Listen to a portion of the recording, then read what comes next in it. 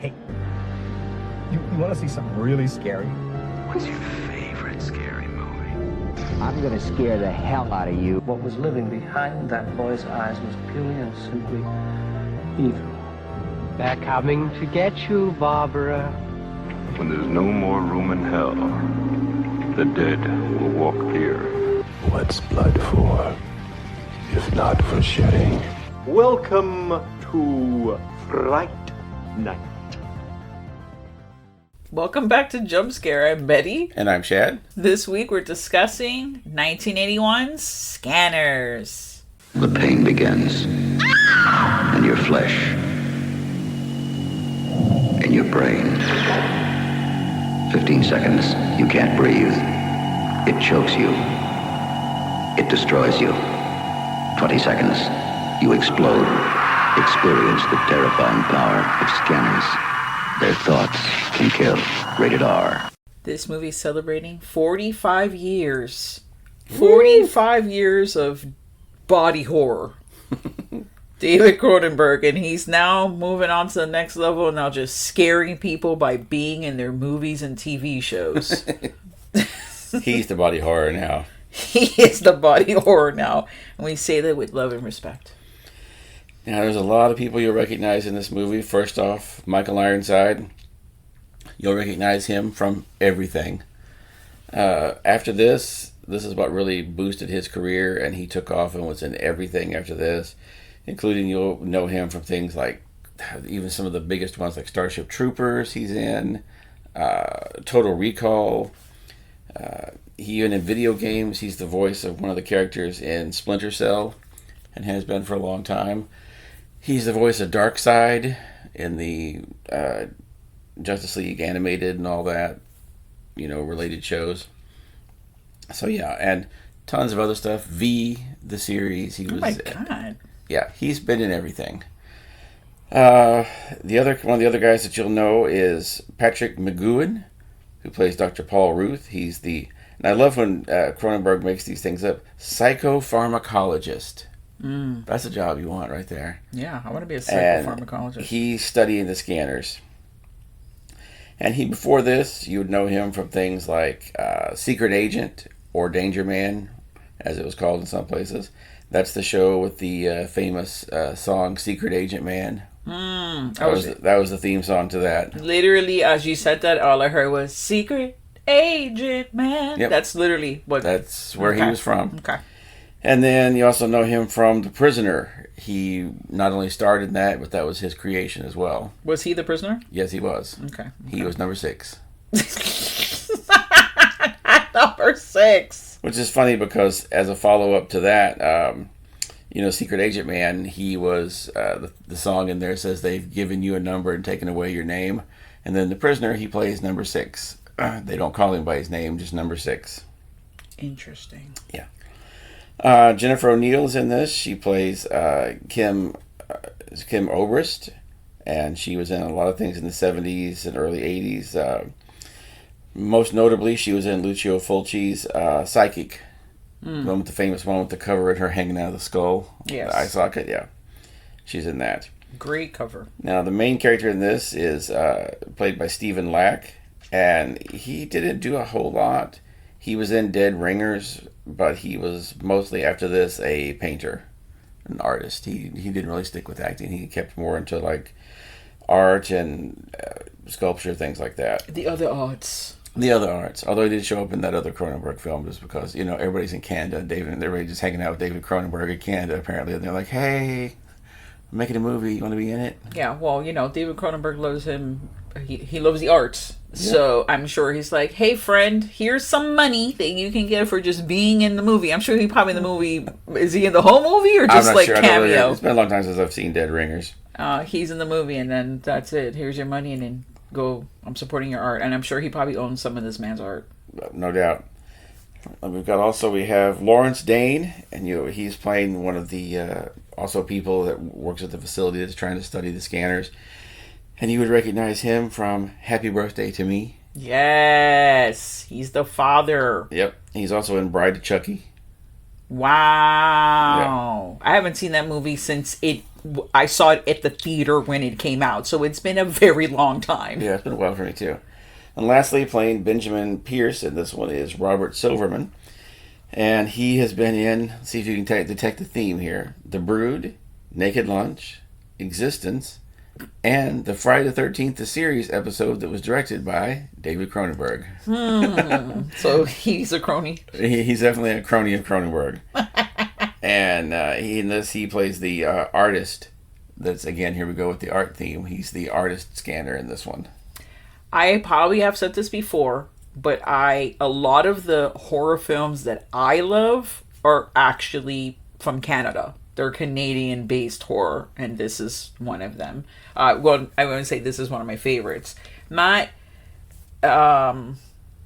respect and, do like David Cronenberg as a artist, director, creator.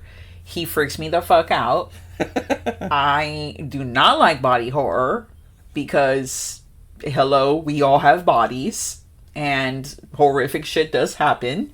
So by him opening a new door of horror, it's just like, no. And he's the father. I'm not, someone's probably going to fight me on that, but I'm going to say he's the father of body horror. Like, and this is also probably the least body horror movie of his too, because that's true. Yeah, there's a lot of stuff that happens in this, but it's not like the people are constantly changing and growing new limbs and new organs appearing and that sort of thing. This was like his I'm gonna just dabble in it right here. I'm gonna give you a little taste of the horrors to come. Okay, now if you've never seen this film ever, okay, forget the fact that it's 45 years old. There's a lot of people out there that are like, oh, I can't watch a movie older than 2020. Like, get over it. This is a classic. This is a staple of horror. Like, this is up there in the horror, world, right? Obviously, we have said David Cronenberg's name. Written and directed by him. And this film follows scanners, who are people that are psychics with telepathic or telekinetic powers. Yep. And, it's funny because I was going to say, man, is this movie, even though it's Canadian, is it like the American dream? Because I'm going to go out and say, you have a homeless man, okay? And, man, he moves on up, okay? Yeah. He is homeless. He has powers. He doesn't know what's going on, right? He's not even really truly aware of what's happening. The scene opens up. He's at a mall. He's hungry. He's homeless. You know how he's homeless? I always love this in the movies where they're always wearing those fucking gloves that the fingers are showing. Yes. Right? That's code for homeless. That's code for homeless. And then you got a scully on, some kind of hat. Because you got to keep yourself warm, right? And a long coat. And then you're a little dirty. Because when I saw him, I'm like, okay, I know that he's homeless. He's giving off the homeless vibes. But he didn't have stink lines, right? It's not and he's not super dirty, grotesque, ooh. He could have been just coming back from a long day at work somewhere. Yeah, and it's not like this was in smell-o-vision. So I don't know. Maybe he did smell. I don't know. But he definitely offends the two ladies. The old Karens. The Karens are there having lunch, and they're judging the shit out of him very loudly. He can hear. He felt some kind of way, and then one of them gets scanned. Okay, now here's some chore trivia. One of the guys that comes over to help him puts I think it's leather wallet or something in his mouth. Yeah. Trying to stop him from having a seizure. Or while she's having the seizure, the old thing about, put a belt in their mouth so they don't bite their tongue off. That was always a concern. Yeah, what's that about? It's one of those urban legend things. They're going to bite their tongue off. They're going to swallow their tongue, which I don't think is really true, but, I think you'd have to go a long ways for that to happen. But anyhow, the guy who comes over to put the wallet in her mouth. It's Neil Affleck from My Bloody Valentine. And that movie, also Canadian, came out in 1981. So it was an interesting year for Neil Affleck. He's into two movies. And mind you, I didn't even recognize him. Like, he's wearing glasses, his hair is different. He didn't even look that tall, because I feel like in My Bloody Valentine, to me, he's like massive. You know, he's like a huge freaking dude. But he comes over and helps him. So he really moves on up. Now, there's an evil cooperation, Consect. Yeah. Okay, and Consect is out here. They're like a military, like weapons defense, like company that makes like that kind of stuff. And they come into play because I wouldn't even know what would his name be, the older gentleman with the glasses, like the leader of the psycho division or whatever. Yeah, he's the psychopharmacologist. Yeah, the psychopharmacologist comes in and he kind of like rescues the homeless dude, right? He kind of like brings him in. Now, this movie's kind of like drama / body horror. There's a lot of things going on. There's political, like, but I don't say political, but like in a way, yes, kind of like, oh, you know, the evil company is military-esque, and they're trying to, of course, as always, use people to their advantage, you know, to make them into weapons. Well, this was around the time when people were starting to find out about like those programs the government had in the 50s and 60s and I think early 70s, where they were, you know, trying to use psychics to spy on Russia and that kind of stuff. They were actively trying to do that. Of course, that didn't work, but they got that from the Nazis, right? Because I know that was like a big Nazi thing. Like, they believed a lot of crazy shit. Yeah, so they were trying all that kind of stuff. That's wild. That's wild. Which is in the same vein as that Stephen King one that I feel like we just covered, but it was last year. The political one. The Dead Zone? Yeah, the Dead Zone, right? This would be, I feel like, a good, like, double feature. Well, also Cronenberg, so. Also Cronenberg, exactly. Oh my god, I forgot about that. No body horror in that one, esque. Yeah. But I just couldn't. There's just so much going on in the movie, and it's a good pace. Like, you have, you know, homeless guy. He got a glow up. One day he's wearing the, you know, fingerless gloves. The next day he looks like he's coming out of a fucking GQ, like he's like, you know, off Wall Street. Like, he looks real fancy suits and everything, and they want him to track down the rogue scanner that's out causing all the problems. Yes, because not even that far into the movie, after the whole fucking mall debacle, right? Yeah, 5 minutes in, you get the famous scene that you've seen memed 1,000 times, where the guy's head explodes. Yes, but this is the thing that's just like, wow, okay, so there's a room of random people, right? It's like a college room. It looks like one of those classic. Like one of those classrooms. And you have Michael Ironside, he's sitting in the audience, and there's a scanner, and he's trying to do a presentation, and he's asking someone to volunteer. No one wants to volunteer. Well, he tells him straight up, this is going to hurt. Sometimes it causes nosebleeds, and everyone's like, yeah, I don't really think I want to do that. And Michael Ironside knew no one was going to say yes, because he's like, okay, well, I guess I'll do it, begrudgingly. And of course, he's already a way more powerful scanner than this guy ever thought about being. Mm-hmm. And that's when he causes the guy's head to explode. Now, you were telling me that they did this effect by, what was a BB gun, like blowing... No, shotgun. A shotgun. They filled the dummy head full of all kinds of shit, and then they fired a shotgun in the back of it and just blew. That's why when it cuts to that scene, he's sitting close to Michael Ironside, but Michael Ironside told him, hell no, you're not firing that shotgun next to me. And he moved away, so that's why when that scene happens, there's no Michael Ironside, it's just that guy zoomed in, and then his head just explodes. Yeah. He's real zoomed in, yeah, because you can't see, like, Michael Ironside's not there. We showed you he's there, so therefore in your mind he's there, but he's not there, because he did a test shot, and it went awry. It didn't go well. And so when they redid it and fired the thing, yeah, that's when you see it, like, you know, and his head just goes everywhere. It's an amazing fucking effect for 1981. It is outstanding. It looks great. And that's the thing is, everyone kind of assumes that there's just constantly heads exploding in this movie. But that's really it. That's the big explosion right there at the beginning. They blow up one head, and that's it. That's all they had to do. Now you knew, like, oh, God, these guys are fucking dangerous. They just blow up heads. So, yeah, so you have this company. So Michael Ironside is working with he's trying to make his own company of, like, scanner, it's evil scanners. He's trying to take over the scanner world and trying to like create more scanners.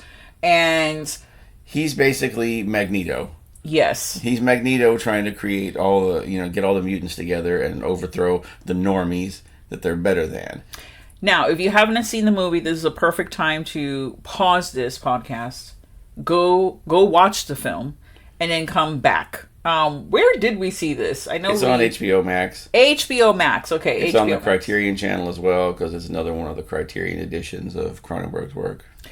Now we're going to talk about the bullshit, like the rest of the movie, right? Okay, so when I said it was a drama, later on, like at the end of the movie, actually, we find out, so the we're going to get this guy's name, psychoanalyst. Psychopharmacologist. Psychopharmacologist. How dare I not remember the fake name? Psychopharmacologist. That's what I'm going to school for now. Oh my! I'm going to become a psychopharmacologist. I feel like once you just declare yourself that, you don't really need to go to school anymore. You're just like, well, the degree just arrives in the mail from the Cronenberg Institute. Oh my gosh, I can't. So the psychopharmacologist actually fathered both of the dudes. That's why they're like amazing, because they have been doing this, and their mothers were, their mother ingested the experimental drug that they have in the film, and which this was also a thing in Firestarter. Yes. Firestarter, they were giving the people the drugs, which caused the psychic powers and all that. Lord. And then, so Michael Ironside and Homeless Dude are brothers. Yep. And that is like mind-blowing to me. It's like, oh, okay. Because he gave his wife, first of all, he's like, oh, you're carrying, children? That's fine. I'm going to give you this experimental fucking drug that was banned. Like, they were like, we're not following through with this experiment anymore. We're done. And he's like, yeah, I think not. I'm going to just give it to my wife. Which I think that's kind of an analogy for that thalidomide that they gave everyone. Yes. In the 50s and 60s, I believe, where, it was supposed to be a drug to prevent nausea in pregnant women, and all it did was create birth defects. Huge birth defects, people born without eyes, arms, legs, that kind of stuff. That's horrible. Yeah, that's one of those great things. Like, I think you should have probably tested that a little more before it went to market, guys. Yeah, so she didn't know, and now they're having babies, and that's what Michael Ironside is doing. He's out here trying to create more scanners. One of my favorite parts in this movie is when the Jennifer O'Neill's character goes to a doctor, and she's sitting there, and there's a scanner baby at the doctor.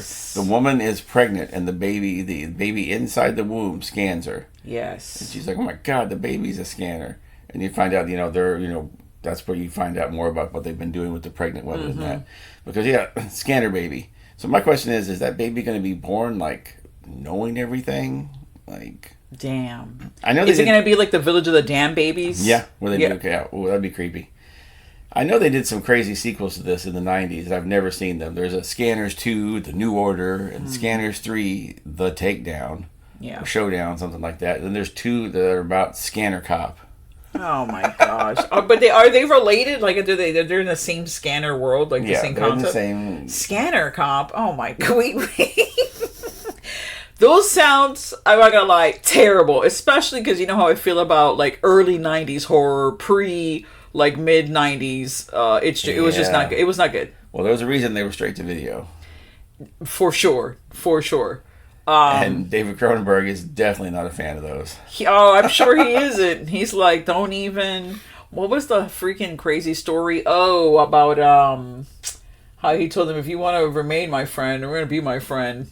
Yeah, that Daryl and Bossman, he was asking for his blessing to remake Scanners, and he was like, no. Said if you want to stay friends with me, no. Did you ever want to be friends with me? Then no, don't remake that movie. I feel like he's got that, thing down like David Lynch does, where he just, people asking about something, he just, no. And then just stares at him and they go, okay, I guess we're going to move on. Yeah, David Cronenberg was just in that Ready or Not Part 2. He was, I was going to say Buffy Summers' dad. Jeez. Sarah Michelle Gellar's character's father. Yeah, well, you're not wrong. And he's got recurring roles in, he's had recurring roles now in Star Trek for the last few years. He's been in Discovery playing the Agent 31 operative or the temporal directive operative, that kind of thing. Of course, he's a temporal directive operative, right? Well, that's the famous in that one. The gun from Existence is in his office. Yes. So yeah, they know what they're doing with him. Also, that show is filmed in Canada, so it's just it's mandatory that David Cronenberg be in your show if it's filmed in Canada now. There is a very, very annoying scene in this film. We were both annoyed when the Michael Ironside, he's like, oh, you're not gonna join my scanner army I'm trying to create, so fuck you. I'm gonna go out and I'm gonna have he doesn't even bother. He's too cool for fucking school. He's standing against a fucking lamp, whatchamacallit? Street light? A street light, thank you. Chilling out while he has his cronies go up with fucking machine guns to kill the fucking scanners that they're just kumbayaing, okay? They're in the scanner house doing fucking... They're mind melding, like fucking in there in a fucking circle, like talking to one another out of the fucking zone. And here comes the two guys. One of them looks like Ken Foray. He does look like he reminds me of him. But the two guys come in and just start blowing the fucking scanners away. And then the remaining scanners are able to leave and escape and go into their little Oomty van that they have. Yeah, they've got the hippie van. The hippie van, and no, but the thing that was like, okay, first of all, you didn't hear anyone come up the stairs. Someone got blown up in the freaking. They weren't even. The If they used like silencers, I'd have been like, oh, okay, well, they didn't hear the people get dizzy. They sure did not. They're so into the mind meld. They didn't even hear or feel. That was the thing. You didn't hear. You telepathic people did not hear people that were not scanners coming in, unless the people were coming in not thinking anything, which is very plausible because Michael Ironside has trained them. So he's like, don't be thinking anything when you come in, because that's going to alert, like, oh, alert, there's someone weird here. You think they would have felt like, oh, the other scanners that are in the house, one of them suddenly died. Exactly. We've lost a mind melder. Like something. Yeah, I mean, nothing. Alderaan died, Obi-Wan felt it. Exactly. The people on the Star Trek ship died that were all Vulcans. Spock felt it. You think the scanners would feel it too? Apparently not. I guess they weren't that close. And then they get in the little Oomty van, and now it's a chase. Now it's a street chase. Okay, you got the scanners are upset in the freaking van. They're all hating a homeless man, and they're like, "Oh, this is your fault. Everywhere you go, death follows." Whatever. Then you have literally a black van. Okay, the same size as the other van. Run up right next to the other van with a guy holding a fucking machine gun or whatever the fuck, shotgun, out of the window. He's not even trying to be coy about it. He's not even like, oh, let's not even like, I don't want people to see what's happening. No, they're very obviously just street murdering people. And the people... The guy driving, do nothing. They do nothing. They don't turn. They don't put the brakes on so then they could go back while the people are going forward. Nothing. They're just driving adjacent to the thing and just let everyone get fucking just shot the fuck up in the van. And then the van ends up in a fucking music store. Like, the whole thing was so upsetting. And then it's like, oh, we're not going to escape the music store. We're gonna go into the basement of the music store. No one will look for us there after we just drove the van. And it might be the scene from oh my god, what is the thing? The show where he drives the hot dog van into the store. Oh yes. Yeah, he drives the hot dog van. He's like, who could it be? Who could be driving this car? Exactly. Yeah, like they're in the... Okay, first of all, it's the strangers in the basement. That's who you're looking for, The whole thing was very annoying. So that happens in the movie. And then there's, later on, you find out, the homeless man, I keep calling him homeless man, but that's what we're going to stick with. The main dude. Cameron Vale. Cameron Vale is out here, and aka homeless man, because I've been calling him that the whole time, so now you gotta keep up. Cameron Vale, he's out here, and he's told, like, oh wait, we need some information from Consect, but we can't go in there and infiltrate. So you know what you can do? Just like you can scan a person, you can scan a computer. So he just picks up a payphone, like random payphone in front of a gas station, okay? And just modems himself into the computer. Yes, okay. And this is probably the only show I've ever seen where the psychics could read the computers like that. Yeah, well, that's what I was telling you, because I am like, I don't know how many, 20 years late into watching Heroes, because I was not about that when it came out.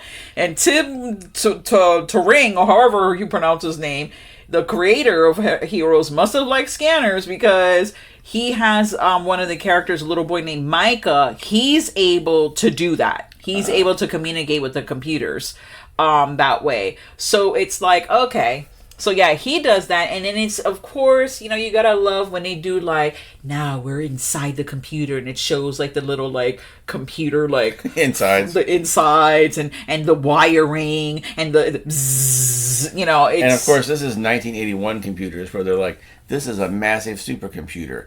It has almost 4 megabytes of RAM. And it's a whole room. It's an entire room. It's an entire room of computers. This would just be a laptop now. Exactly. A phone. You can just do it from your phone. Just you get the app, boom, press the button, it's done. And that's one of the funniest scenes in the movie is when they realize what's happening, so they're like, oh no, we can't scan the computer. So everyone, we've got to overload the computer. Do you think it's going to be a problem? Nah, it'll be fine. That computer just blows the fuck up and is just killing people left Morgan and right. Freeman. And it was not fine. Yeah, it causes a lot of problems. But yeah, so then, you know, they figure out some of the more of the stuff. That's where they start looking up the doctors' names and that kind of stuff. But yeah. That's how we get into the thing. The movie is, it's definitely 4 knives. You can't go lower in the knives. Yeah. If you've never heard our podcast and you're just, oh, I like this film Scanners, or, you know, we just stumbled upon this podcast, 4 Knives is our highest rating. Yep. This one's a classic. It's for me, it's 4 Knives too.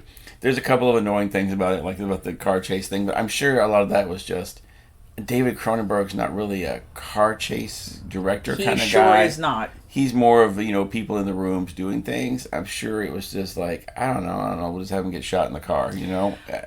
It's just not his big forte is action car chases. I feel like the older he's gotten, the more... Until we get to Crash. Then it's all about car crashes. The less structured, I should say, or... What's the word I'm looking for? I feel like the last, like, film or 2 films of his have been not as, like this is a movie. And I know, when I mean a movie, like, it has, like, the beginning, the middle, the end. It flows well. Like, there are, like, some action sequences. There are things happening, and the plot's good. Like, it's a good, solid story. The other ones are just so far fucking out-fetched that it's, like, hard to, like, get into the world of Cronenberg. Like, I'm not in his head, so I like what he's trying to put on screen. I don't get it. It's just so out of there, and it doesn't flow as well as his older films, in my opinion. I feel like at his point in his life, he's just like, this is it. This is what I'm making, and if you don't like it, you can fuck off. Like. Because he never really gave 2 fucks to begin with. That's why he came up with crazy shit like Dead Ringers, which, crazily enough, was like a huge hit. Yeah. And then Crash, which was a hit back at the time. I do really love this movie. It is a sexy movie. That was the point. I love that clip where they're asking him about, why is there not a lot of male nudity in the movie? And James Spader just steps in and goes, that's because my penis is inside the people and you don't tend to see it when that's happening. Wow. Classic James Spader. You know what? Yes. He just puts the glasses on like, you know, David Caruso style afterwards. He puts these sunglasses on. I don't give a damn. I fucking love him. That's why I love that movie, because he's hot. I mean, he's not hot now, no offense. You know, he's way, way older now, so he's not. But back then, that G Prime Spader? What? Yes. Yes. They showed that movie one of those, like, uncomfortable breakfast. Oh, uncomfortable brunch? Yeah. They had one, they showed it, and I've been like, man, I wish I would have been there. But also, I feel like that's not a movie to watch with a large, like, amount of people, especially people you don't know, because that movie's like... That's the point of uncomfortable brunch. Exactly. I don't want to be uncomfortable. Like, I don't want to be watching that movie with... I don't even want to watch that movie with you. We've never even seen that movie together. I watched that movie by myself in the dark, you know, ... the end. As it was probably intended. Eating popcorn and Raisinets. Well, thank you so much for joining us in another episode of Jumpscare, the horror podcast. Stay tuned to the horror. And now, folks, it's time to say goodnight. We sincerely appreciate your patronage and hope we've succeeded in bringing you an enjoyable evening of entertainment. Please drive home carefully and come back again soon. Good night.